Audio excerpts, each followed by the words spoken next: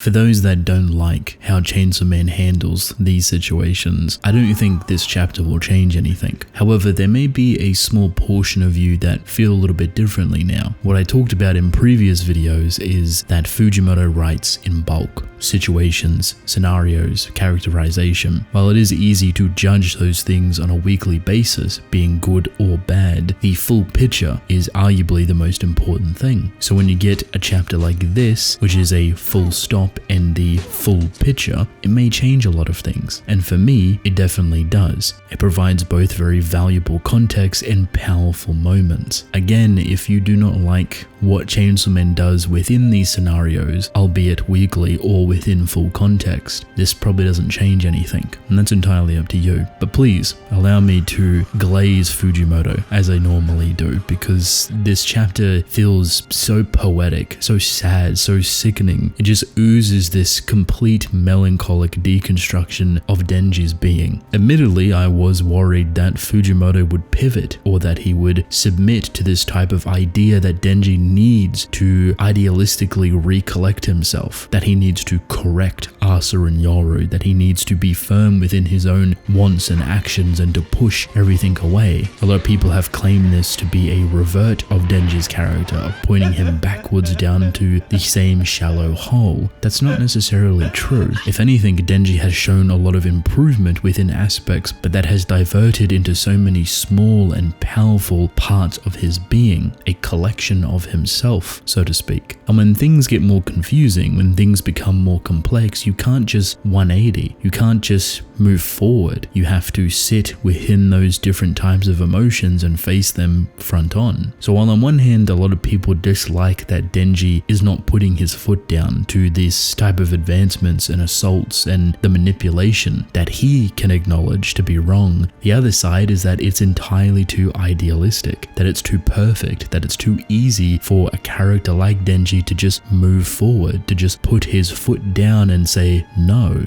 When you look back at Chainsaw Man and the characterization of Denji, he's a complex character. His path has never been linear. It's been convoluted, it's been circular, it's been back and forth, in and out. There's so many pathways for Denji to take, both being right and wrong, but where he sits in the middle, he has no judgment or power over it. That is incredibly important to understand. At the end of the day, Denji is a very simple operating human, thrown into a world of abuse and manipulation and a plethora of trauma that may never be acknowledged. And he's not wrong for that. He's not a bad character for that. And he's not a horrible written character because he never confronts it or heals it. The truth behind his characterization and his trauma is that sometimes the difficulty of it is that it never can be healed. The things that he has gone through can never be fixed. The way that he thinks can never be changed, and the emotions that he have could never be right.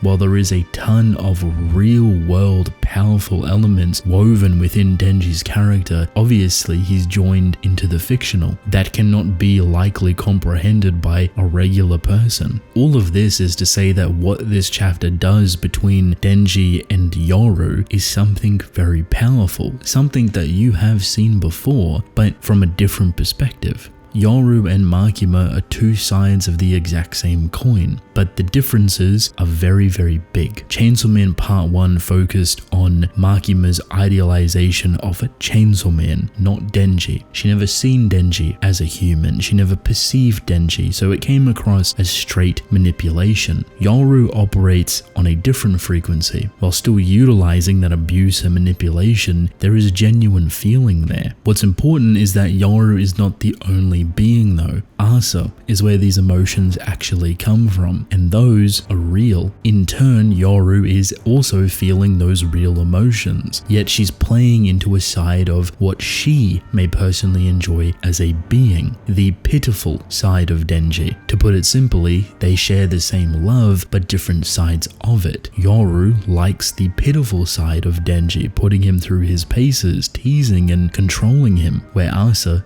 is the opposite, and perhaps we'll have an entirely different perspective that hopefully we get to see. The importance is seeing Denji, not Chainsaw Man, and this is the biggest thing, the most powerful, the most trauma-ridden chord that Denji constantly suffers with. his own identity. Denji as a human being is something incredibly fragile. The acknowledgement towards it has never been easy, and the reason for its fragility is trauma. Going back to Denji's childhood and what he has been through makes him feel less human, to the point where he was operating more so as a machine, non-existing to the human world, just going out and killing things and coming back. The only sanity that he ever had was a friend in the form of a devil. So this chapter unironically brings him back to where he started, his human self. Because of this type of human chord that plays through Denji's emotions, you see that crescendo really well. Past the abuse, past the manipulation, past the sex drive, he breaks down, he cries. And for me, it has become one of my favorite panels, but also one of the most sickening.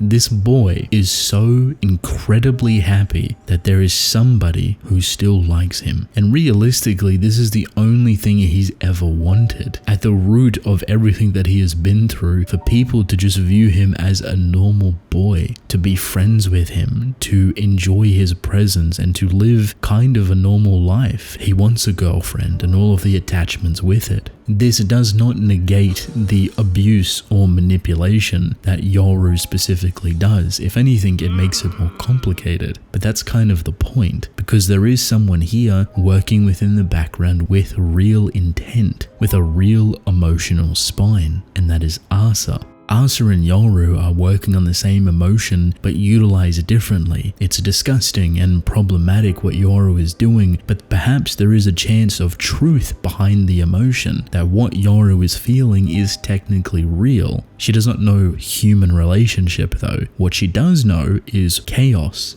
and war and destruction, and that is exactly what she'll put people through, to feel that love for herself. So what better way to rip Denji away from the pitiful nature that Yoru wants than to provide someone that feels the opposite, someone that could heal him, someone that could help him, someone that could actually feel genuine love for him as a human. That is Asa Mitaka, and that is the duality that Yoru and Asa currently represent. Denji here might be breaking down into the facets of what he wants and what he seeks, but deep down, he's just an isolated, lonely boy, and he wants someone to be by his side.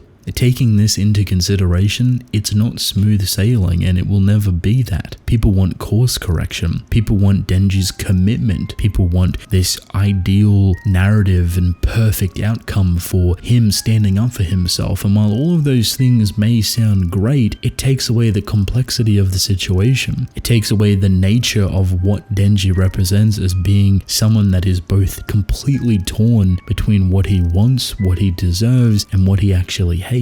The harsh reality and the truth is that even through all of this, there's a chance that Denji would never hate Yoru. For all the things that she has done for him, all of the abuse and all of the trauma that she's laid upon, he would still love her the exact same way he does for Makima. And I for one think that's a perfectly alien way to write his character, because at the end of the day he is alien, trying to be human, trying to fit into a world that does not want him. The other side doesn't know how to handle him either, so you get this being walking between both worlds, trying to live a normal life while having the ability of a god, basically. It is complicated and there is no clear answers, and that is the point. It's partially the reason why Denji's character for me is so beautiful in its portrayal, is because it's not simple. There's no right or wrong answers. There's only horrible things and intentions that we have to navigate through, and hopefully Denji can find what he wants. And whatever he desires and whatever he wants to be true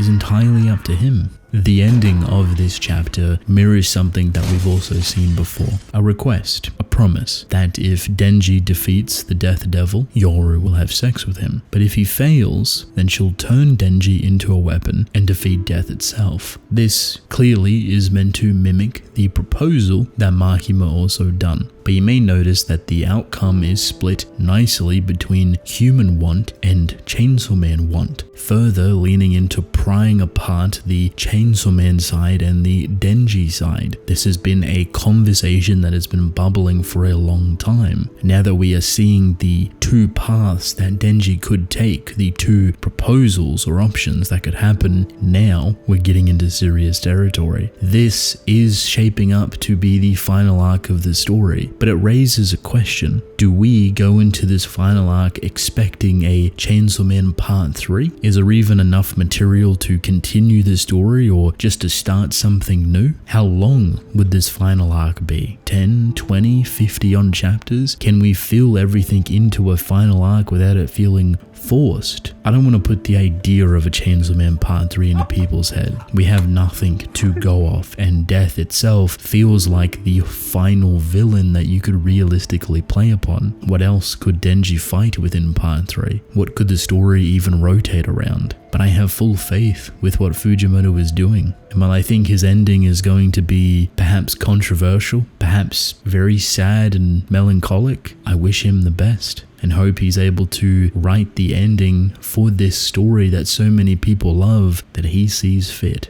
That's all we can ask for, right?